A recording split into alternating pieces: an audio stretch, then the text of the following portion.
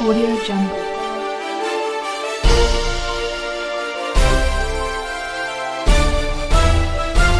Audio Jungle. నమస్తే, నా పేరు విజయ్ కుమార్ నాయక్. వికారాబాద్ జిల్లా ట్రైబల్ ఆర్గనైజేషన్ ఫౌండర్గా నేను ఈరోజు ఏం న్యూస్ ఛానల్కి చేయడం జరిగింది. సాధారణంగా మన ప్రాంతంలో జరిగే విషయాలపైన ఎప్పుడు ట్రైబల్ గురించి నిరంతరం పోరాడుతూ నేను ఆర్గనైజ్ చేస్తూ కూడా ప్రోగ్రామ్ చేయడం జరిగింది. ఈరోజు ఇక్కడ ఆహ్వానించినందుకు మీకు కృతజ్ఞతలు. నమస్కారం అండి, నా పేరు బలరామ్. నేను ఉస్మానియా యూనివర్సిటీ పోస్ట్ గ్రాడ్యుయేషన్ స్టూడెంట్ని. ఇప్పుడు ఈ ఎన్ న్యూస్ ఛానల్కి మమ్మల్ని ఇంటర్వ్యూకు ఆహ్వానించినందుకు మీ అందరికీ ధన్యవాదాలు. అదేవిధంగా మా కమ్యూనిటీ గురించి డిస్కషన్ కోసం మీరు నిర్వహించే కార్యక్రమానికి మమ్మల్ని ఆహ్వానించినందుకు, మా కమ్యూనిటీలో ఉన్నటువంటి సమస్యల గురించి చర్చించడానికి మమ్మల్ని ఇక్కడికి ఆహ్వానించినందుకు మీ అందరికీ ధన్యవాదాలు. ఎన్ న్యూస్ ఛానల్ నుంచి మీకు అందరికీ నమస్కారం అండి. ఈరోజు బంజారా జాతి, బంజారా బిడ్డల కోసం ఎక్కడో మారుమూల ఉన్న గ్రామాల్లో తండలో నివసిస్తున్నటువంటి ప్రజల గురించి సమస్యల గురించి నేను యువ బంజారా కమిటీ నుంచి వచ్చిన మీ సునీత రాథోడ్, అలాగే సేవలాల్ సేనా ఆర్గనైజేషన్ ఎవరైతే తమ గోరే బేటీ మచ్చు తమ సునీత రాథోడ్. Thank you. నా పేరు శంకర్, ఎర్రగొండ మండల్ పెద్దెంగుల జిల్లా వికారాబాద్. నేను ఈరోజు ఈ ఎన్ ఛానల్ ద్వారా మా గోర్ బంజారా జాతి గురించి కొన్ని విభేదాలు అవి మాట్లాడడానికి ఈ ఛానల్ ద్వారా అందరికీ అందాలని నేను గోర్సేన సంఘం ద్వారా ఈరోజు ఇక్కడ రావడం జరిగింది.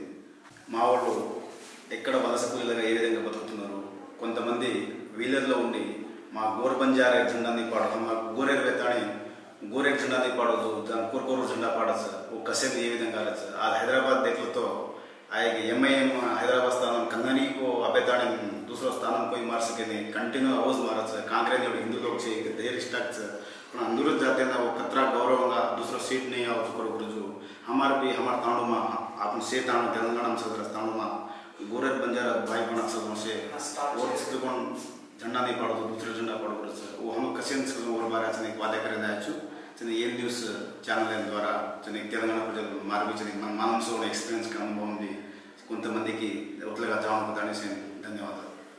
ముందుగా బంజారా సోదరులందరికీ జై సేవలాల్ भैया तमन सेन जय सेवलाल, विजय भी जय सेवलाल. आज गोरूर समस्या कायच को आज मार वाते ती कोणी आज विजय वाते ती सामळा कशेन को तो गोरूर कष्टाल कायच गोरे बेटीर कष्टाल कायच भाई बियानो कष्टाल आपण तांडे माई कती को मारमुला तांडे माई कष्टाल पडरेच कशेन आपण एदगरे कोंदी आपण स्टडी कशेन ऑफच आपण कशेन చిన్న ఉన్నప్పుడు ఆడపిల్లలేన పెళ్లి కరా దేరేच ఓ సమస్యలేమో విజయ్ తావతే తి సమానకరం కేలేచ్చు. అందరికీ నమస్కారం. ఈరోజు ఏ న్యూస్ చర్చా వేదిక ద్వారా ఏదైతే చర్చ ఉందో ఇక్కడ విచ్చేసినటువంటి వారికి అందరికీ కూడా నా యొక్క నమస్కారం తెలియజేస్తూ, ఈ వేదిక ద్వారా బంజారాలు ప్రత్యేకంగా వాళ్ళ జీవన విధానం మరియు వారి యొక్క నడవడిక, వాళ్ళు జీవన విధానం ఏ విధంగా అభివృద్ధి చెందింది, ఏ విధంగా అభివృద్ధి చెందుతుందనే విషయం పైన ఈరోజు మనం డిస్కషన్ చేసుకుంటున్న సందర్భంగా భారతదేశంలో బంజారాల కమ్యూనిటీ ఒక అంతర్భాగం. ఆ అంతర్భాగంలో మన తెలంగాణ రాష్ట్రం, బంజారాలు తెలంగాణలో, తర్వాత ఆంధ్రప్రదేశ్లో వచ్చేసి సుగాలి, మహారాష్ట్రలో వస్తే విజేటి, తర్వాత రాజస్థాన్లో పోతే ఇంకో రకాలుగా పిలవడం జరుగుతుంది భారతదేశంలో. ఈ విధంగా పిలవడం ద్వారా వేరే వేరే రాష్ట్రాల్లో వేరే వేరే రిజర్వేషన్లు, ఆ ప్రాంతాన్ని బట్టి రిజర్వేషన్లు అమలు చేయడం, ఏదైతే ఉందో భారతదేశంలో ఏదైతే ఉందో అప్పటి ప్రధానమంత్రి గారు రాజ్యాంగం ఏర్పడిన తర్వాత కనుమరుగవుతుందని చెప్పేసి వాళ్ళ జీవన విధానం ఏ విధంగా ఉంటుందో ఆ విధంగా వారి యొక్క ప్రాంతాన్ని బట్టి, వారి యొక్క వేషధారణను బట్టి, వాళ్ళ తినే ఆహారాన్ని బట్టి రిజర్వేషన్ అమలు చేయాలని చెప్పేసి అప్పటి ప్రభుత్వాలు చర్చ ద్వారా పార్లమెంట్ ద్వారా రిజర్వేషన్ అమలు చేయడం జరిగింది. క్రమక్రమంగా అప్పటి నుంచి చదువుకొని ఉంటే అప్పటి ఉద్యోగాలు వచ్చేవి. కానీ ఇప్పుడు ఏమైందంటే ఆ సమయంలో భారతదేశంలో విధానం బ్రిటిష్ ప్రభుత్వం అప్పటి నుంచి బ్రిటిష్ వాళ్ళు ఏదైతే లంబాడీలను అడవిలో పారిపోవడం, ఆ పారిపోయిన అప్పటి నుంచి కూడా ఈ లంబాడీలను లాంగ్ బాడీ అనేవాళ్ళు. ఆ లాంగ్ బాడీ కాస్త లంబాడీ అయి అది బ్రిటిష్ వాళ్ళు దాన్ని లాంగ్ బాడీస్గా చిత్రీకరించడం జరిగింది. ఈ విధంగా మన యొక్క జీవన విధానం ప్రారంభమై అడవిలో నుంచి క్రమంగా దారి పొడవునా పోతూ దారి పొడవునా బ్రిటిష్ ఏదైతే ఉందో బంజారాలు దొంగలు వీళ్ళు దొంగల కిందికి వస్తారని చెప్పేసి బ్రిటిష్ వారే క్రిమినల్ యాక్ట్ తీసుకురావడం జరిగింది. క్రిమినల్ యాక్ట్ తీసుకురావడం ద్వారా బంజారాలు ఎక్కువ వ్యవసాయం కాకుండా వ్యవసాయంతో పాటు వాళ్ళ ఆధారమైన జీవన విధానం రవాణా వ్యవస్థ. బంజారాలు ఎప్పుడు ఈ ప్రాంతం నుంచి ఆ ప్రాంతానికి వెళ్ళాలంటే అడవి దాటుకుంటూ వెళ్ళాలి, సంచారజీవి. ఈ విధంగా దాటుకుంటూ పోతూ ఆ బ్రిటిష్ ఏదైతే ఉందో క్రిమినల్ యాక్ట్ కింద పెట్టడం ద్వారా బంజారాలు క్రిమినల్ ట్రైబ్స్ గా మారడం జరిగింది. ఈ విధంగా మన జీవన విధానం ప్రారంభమై క్రమంగా జనాభా పెరగడం, కొంత ప్రాంతంలో మార్పు రావడం ద్వారా కొంత చదువుకు, కొంతమంది వ్యవసాయం పైన, కొంతమంది వివిధ రకాల వృత్తి పైన ఆధారపడి జీవనం సాగించడం జరిగింది. అదే క్రమంలో బంజారాలు ఏవైతే ఉన్నారో వాళ్ళ జీవన విధానంలో మార్పు చేసుకొని ఆ మార్పును కాస్త జీవనంలో ముందుకు తీసుకెళ్లడం జరిగింది. అప్పట్లో చదువు కూడా చాలా తక్కువ ఫెసిలిటీస్, అప్పటి గవర్నమెంట్లు చదువుకోవడం చాలా తక్కువ. భారతదేశంలో దాదాపు 1000 పోస్టులు ఉంటే 10 మంది కూడా వచ్చేవాళ్ళు కాదు.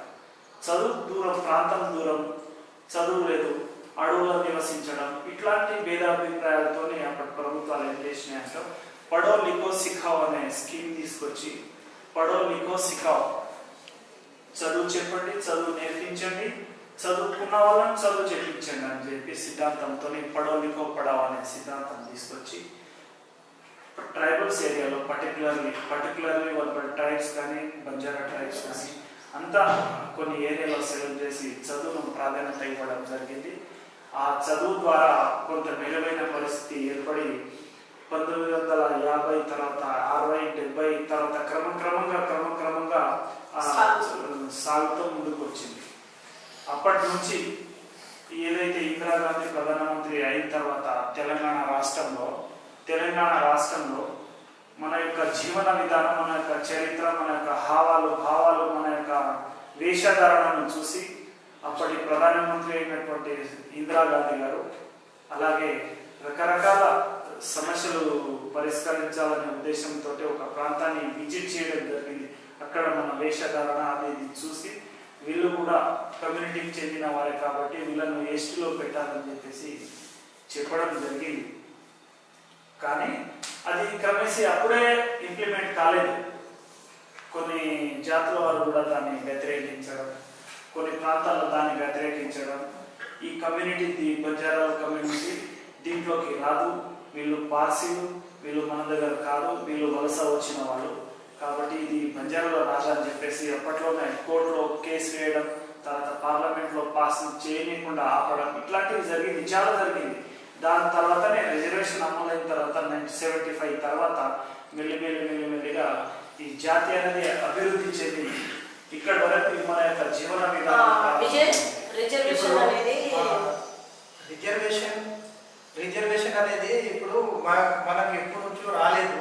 రిజర్వేషన్ ఇప్పుడు ఆంధ్రప్రదేశ్ ఉమ్మడి ఆంధ్రప్రదేశ్ ఏర్పడిన తర్వాత ఆంధ్ర రాష్ట్రానికి ఒక రకంగా, మన తెలంగాణ రాష్ట్రానికి ఒక రకంగా చూసేవారు. అంటే తెలంగాణ ప్రాంతంలో ఉమ్మడి ఆంధ్రప్రదేశ్ విలీనమైన తర్వాత తెలంగాణ ప్రాంతానికి మాత్రం ఓసీలో ఉండే, అదే తెలంగాణ ఉమ్మడి రాష్ట్రం ఉన్నప్పుడు ఎప్పుడైతే ఆంధ్ర రాష్ట్రం మనకు ఆంధ్ర ఏరియాలో ఉన్న ఎస్టీలను ఎస్టీలుగా గుర్తించేవారు, కానీ మనకు గుర్తించలేదు. కాబట్టి అప్పట్లో ఉన్నటువంటి ఇలాంటి మనకుంటాం ఎస్టే కదా, మనకుంటాం లంబడోళ్ళమే కదా, వాళ్ళకు వర్తిస్తుంది మనకెందుకు వర్తించదు అనే ఉద్దేశంతో అప్పట్లో అంటే మన జాతీయ నాయకులు అందులో ఎక్కువ వాళ్ళకు ఏమన్నా రవీంద్ర నాయక్ ఉన్నారు కదా, ఆయన పోరాడి సాధించినటువంటి రిజర్వేషనే ఇప్పుడు మనకు వర్తిస్తుంది. కాబట్టి ఇది పార్లమెంట్లో అదే ఇందిరాగాంధీ పార్లమెంట్లో చట్టం చేసి 1978 తర్వాత మనకు అమలులోకి వచ్చింది.